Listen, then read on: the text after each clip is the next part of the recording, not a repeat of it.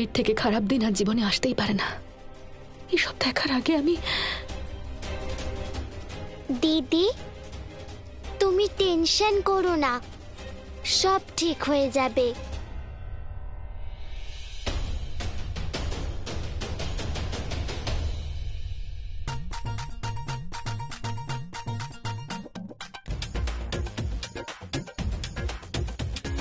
কি হচ্ছে এখানে?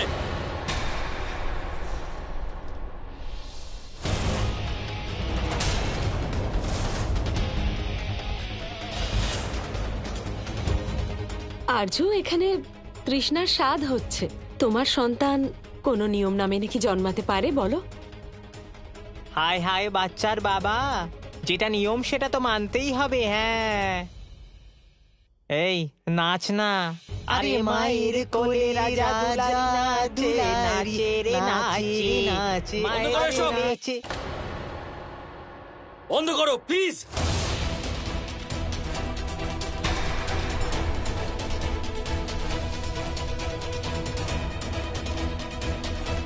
আমি একবার বলে দিয়েছি যে বন্ধ করো। তোমরা বুঝতে পারছো না?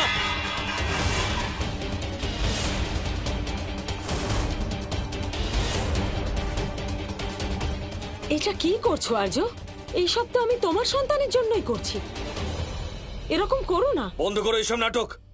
অনেক হয়েছে, বুঝতে পেরেছো? কখনো এনজিও কে ডাকছো, কখনো এদেরকে ডাকছো। তোমাদের কোনো ষড়যন্ত্রের কোনো প্রভাব পড়বে না আমার উপর।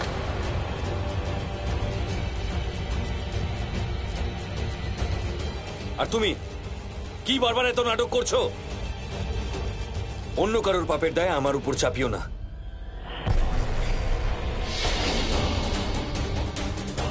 আর তোমরা প্লিজ যাও এখান থেকে।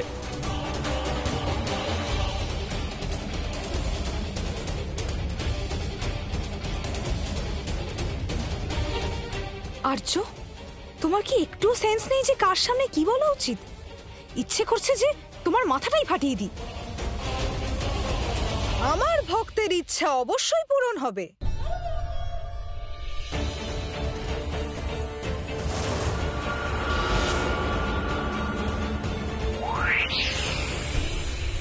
আর এরপর তোমরা দুজন মিলে যদি কোনো নাটক করেছো, তাহলে তখনই তোমাদের দুজনকে ঘাড় ধাক্কা দিয়ে বাইরে বার করে দেবো আমি।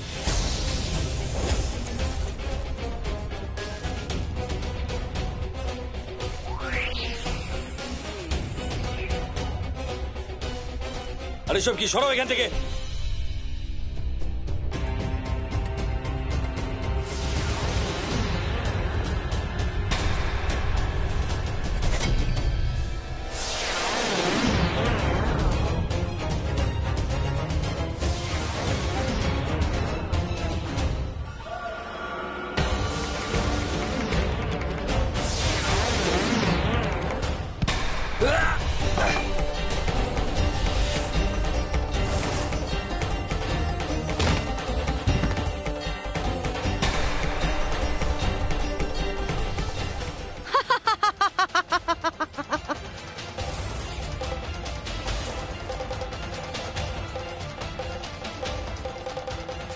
আরে আরজু, আরজু, আরজু স্যার, আরজু, আরজু স্যার।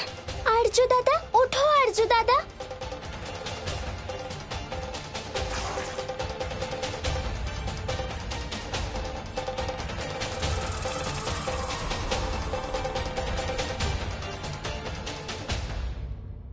মা, যেভাবে ওই কলসিটা সন্তোষীর স্বামীর মাথায় গিয়ে লাগলো, তা দেখে মনে হচ্ছে এটা দেবী পৌলমীরই কাজ।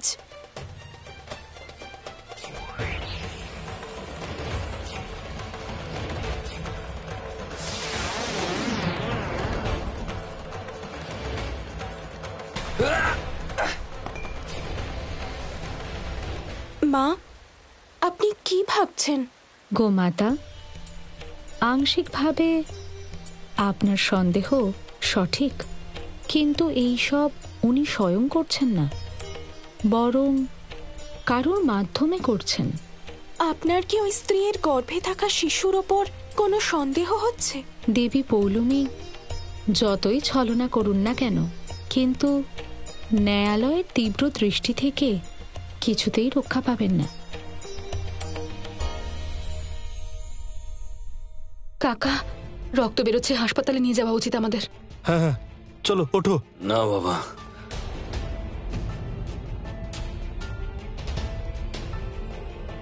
দাদা, তোমার কি ব্যথা করছে? খুব ব্যথা করছিল, কিন্তু এখন হঠাৎ করে একটু ভালো লাগছে। কাকা, উনি অনেক কিছুই বলেন, উনি বুঝতেই পারেন না যে ব্যথা হচ্ছে কি হচ্ছে না। চলো হাসপাতালে যাই। হ্যাঁ, এসো এসো। না, হসপিটাল না, আমি একটু রেস্ট করলেই ঠিক হয়ে যাব। ভীষণ জেদি। একটা কাজ করো তো কাকা, তুমি ওনাকে নিয়ে ভেতরে যাও, আমি কিছু নিয়ে আসছি রান্নাঘর থেকে। চলো বাবা, ওঠো ওঠো। তুমি শুধু দাঁড়িয়েই থাকো এখানে। দেখো সন্তোষী কত কিছু করছে, তুমিও তো আর্যর দেখাশোনা করতে পারো, ওর জন্য কিছু করতে পারো। হ্যাঁ, ওইসব ছাড়ো মম, তুমি আমার সাথে এক্ষুনি ঘরে চলো, আমার তোমাকে কিছু বলার আছে। চলো মম, তাড়াতাড়ি চলো মম। কি হয়েছে তৃষ্ণা? মম মম, আমার কথাটা শোনো। আমি জানি না তুমি আমার কথায় আদৌ বিশ্বাস করবে কিনা, কিন্তু I have to tell you something. কি? ইচ্ছে করছে যে তোমার মাথাটাই ফাটিয়ে দিই।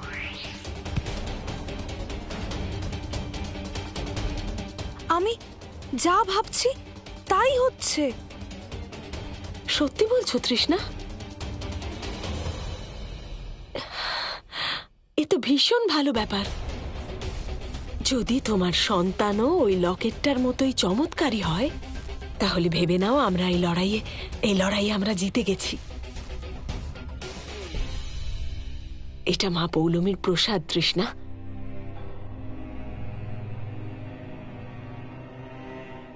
এই সব কিছু দেবী পৌলমীর কৃপায় হয়েছে। কোটি কোটি প্রণাম মা আপনাকে।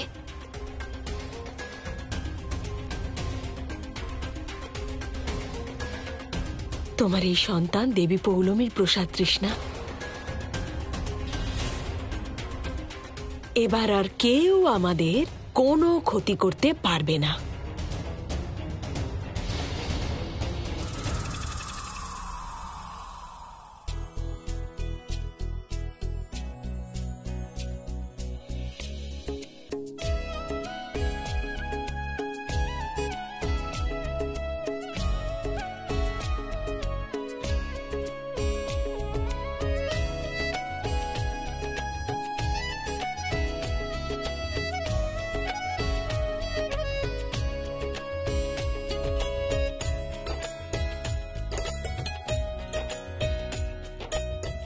I'm fine, I'm fine.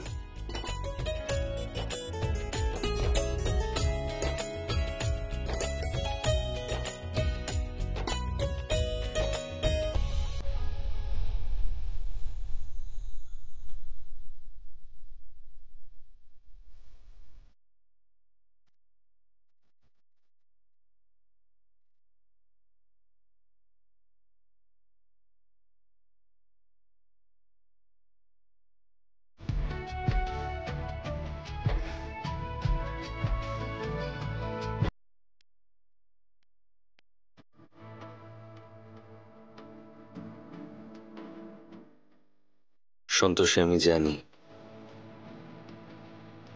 ব্যথা আমার লাগলে কষ্ট তোমারও হয়,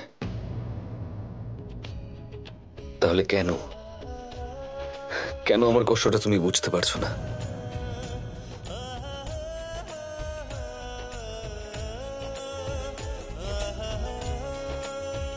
হাতটা ছাড়ুন আমার।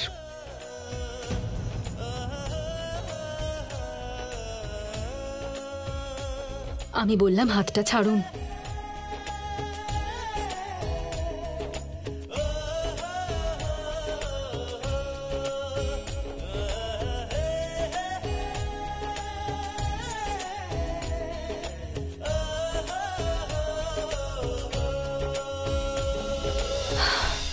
আপনি যা ভাবছেন সেরকম কিচ্ছু নয় আর্য স্যার। আমি যা করেছি একজন মানুষ হিসেবে করেছি। আপনাকে বাঁচিয়ে আমি আপনার সঙ্গ দিইনি মোটেই। আমি শুধু তৃষ্ণার খারাপ উদ্দেশ্যটা সফল হতে দিইনি, কিন্তু আর কতদিনই বা আটকাবো? আর 2 মাস পরে আমি এখান থেকে চলে যাব।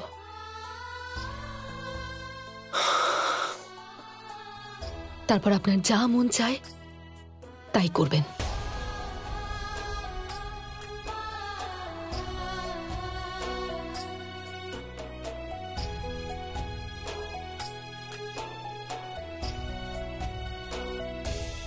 দাদা, দিদি রাগ করে আছে। তুমি দিদির সাথে ঠান্ডা মাথায় কথা বলো। দিদির রাগ চট করে হয়ও না, আর ভাঙানো যায় না। তাই তুমি টেনশন করো না। একদম টেনশন করছি না আমি। তুমি তো একদম বড়দের মতো কথা বলছো এখন। যখন বড়রা বাচ্চাদের মতো আচরণ করতে পারে, তাহলে বাচ্চারা বড়দের মতো আচরণ করবে না কেন? ঠিক বলেছো তুমি।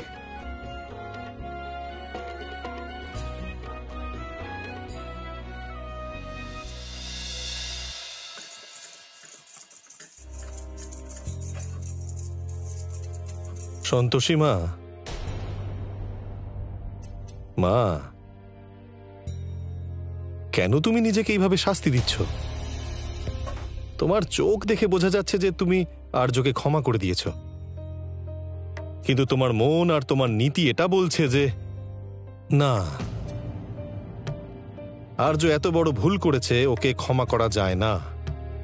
মা, আমি বলবো যে যা হয়েছে তুমি ভুলে যাও। মা, আর্যকে একটা সুযোগ দিয়ে তো দেখো। কি করে ভুলে যাব কাকা? কি ভুলবো? কি করে ভুলে যাব যে উনি ডিভোর্সের জন্য অ্যাপ্লিকেশন দিয়েছেন? কি করে ভুলে যাব যে উনি তৃষ্ণার জন্য আমাকে কতটা অপমান করেছেন?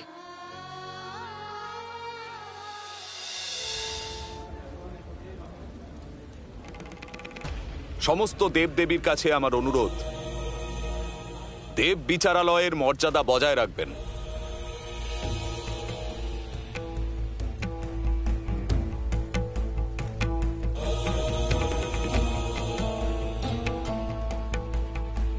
মহাদেব,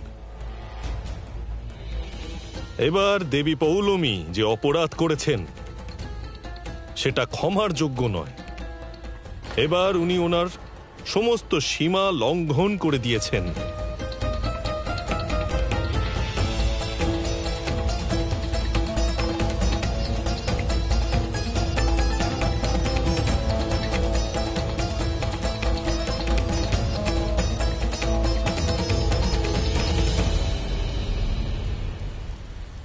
দেবী পৌলমী জীব নির্মাণ বিধি চুরি করে সমগ্র সংসারের সৃষ্টির নিয়ম ভঙ্গ করেছেন। অসুরদের থেকে শক্তি প্রাপ্ত করে উনি একটি কীট নির্মাণ করেছেন। মহাদেব, সেই কারণে দেবী পৌলমীকে অত্যন্ত কঠোর দণ্ডে দণ্ডিত করা হোক। দেবী পৌলমী, যদি আপনি নিজের তরফে কিছু বলতে চান তাহলে বলতে পারেন, কিন্তু এটা মনে রাখবেন, দেব বিচারালয়ে মিথ্যের কোনো স্থান নেই। আপনি যদি এখানে একটিও মিথ্যে কথা বলেন তাহলে আমি স্বয়ং সুনিশ্চিত করব যে আপনি যেন কঠোরতম দণ্ডে দণ্ডিত হন। যদি আমি একটু ষড়যন্ত্র করার চেষ্টা করি তাহলে মহাদেব আমার উপর ক্রুদ্ধ হবেন। হয়তো ওনার ক্রোধে আমি ভস্ম হয়ে যেতে পারি। তাই অপরাধ স্বীকার করে নেওয়াই উচিত হবে। আপনি মৌন থাকায় এটাই প্রমাণ হচ্ছে যে আপনি আপনার অপরাধ স্বীকার করছেন।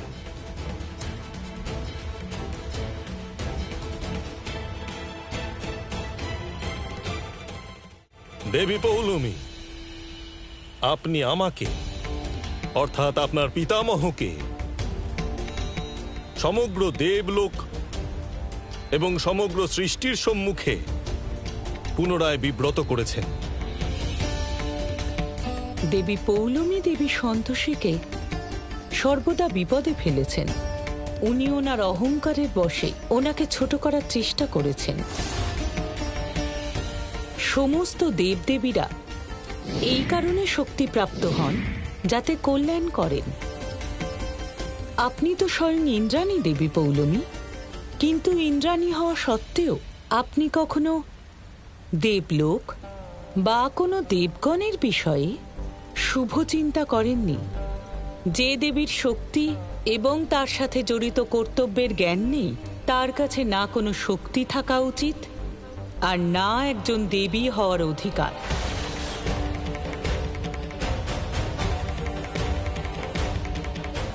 একজন অসুর কন্যা হওয়া সত্ত্বেও ব্রহ্মদেব আপনাকে দেবীর স্থান দিয়েছিলেন। দেবী সন্তোষীর মতো যদি আপনার একটা গুণও থাকত, তাহলে আমি তাতেও প্রসন্ন হতাম। কিন্তু আপনি আমাকে সর্বদা নিরাশ করেছেন। আপনারা সবাই শান্তি বজায় রাখুন। দেবী পৌলমী যেহেতু নিজের অপরাধ স্বীকার করেছেন, দেব বিচারালয় তাকে দোষী সাব্যস্ত করছে।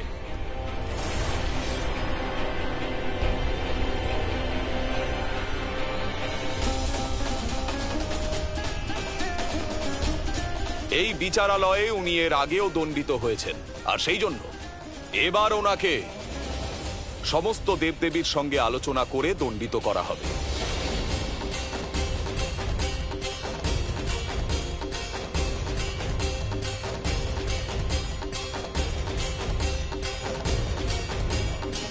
আমার তো এরকম মনে হচ্ছে যে কিছু দিনের জন্য এনাকে দেবলোক থেকে বহিষ্কৃত করা উচিত। মহাদেব, প্রথমেই ওনার সব শক্তি ওনার থেকে কেড়ে নেওয়া হয়েছে। তাই আমরা দেবী পৌলমীকে একজন দেবী হিসাবে নয়, বরং দেবলোকের একজন সাধারণ সদস্য হিসাবে অবশ্যই শাস্তি দিতে পারি। আপনি সঠিক কথা বলেছেন ব্রহ্মদেব।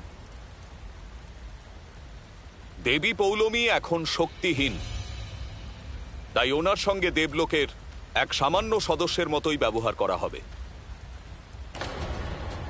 ওনার ভুল বোঝার জন্য আমি ওনাকে দেবলোকের কঠোরতম কারাগারে বন্দী করার সিদ্ধান্ত নিচ্ছি।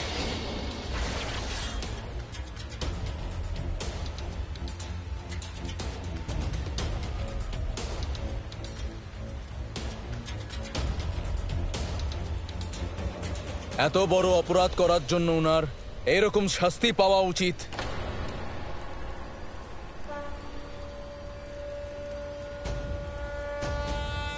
ওনাকে কারাগারে নিয়ে যাও এবং মনে রেখো যে দেবী পৌলমী এখন একজন অপরাধী, তাই এখন ওনার সঙ্গে একজন সাধারণ দেবীর মতোই ব্যবহার করবে।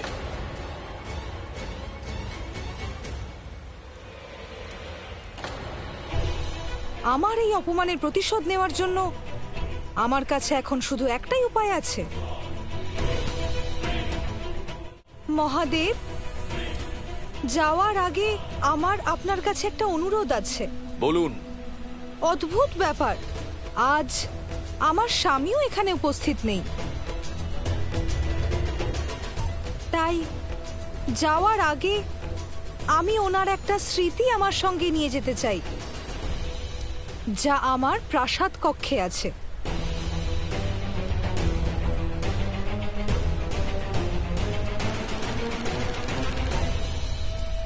এটা আবার আপনার কোনো ষড়যন্ত্র নয় তো?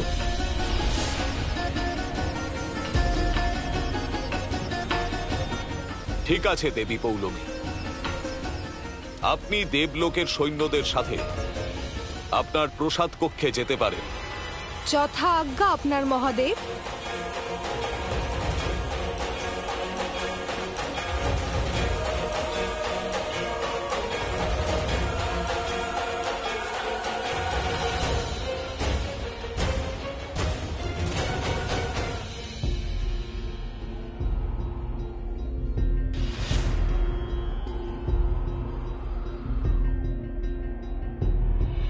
আপনাদেরকে এখানেই অপেক্ষা করতে হবে। মহাদেবের নির্দেশ অনুসারে আমরা আপনাকে একা যেতে দিতে পারবো না।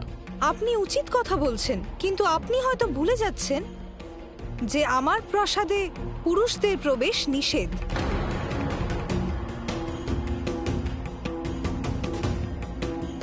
ঠিক আছে, আপনি আপনার কার্য করে শীঘ্র আসুন।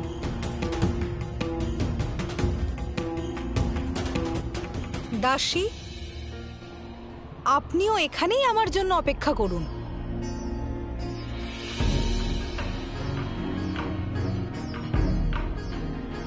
দেবী পৌলমী উচিত কথাই বলেছেন। মহারাজ ইন্দ্র ছাড়া এখানে অন্য সবার প্রবেশ নিষেধ। দেবর্ষি একবার এখানে প্রবেশ করেছিলেন, সেই কারণে ওনাকে শাস্তি পেতে হয়েছিল। অতএব আমরা সঠিক সিদ্ধান্ত নিয়েছি।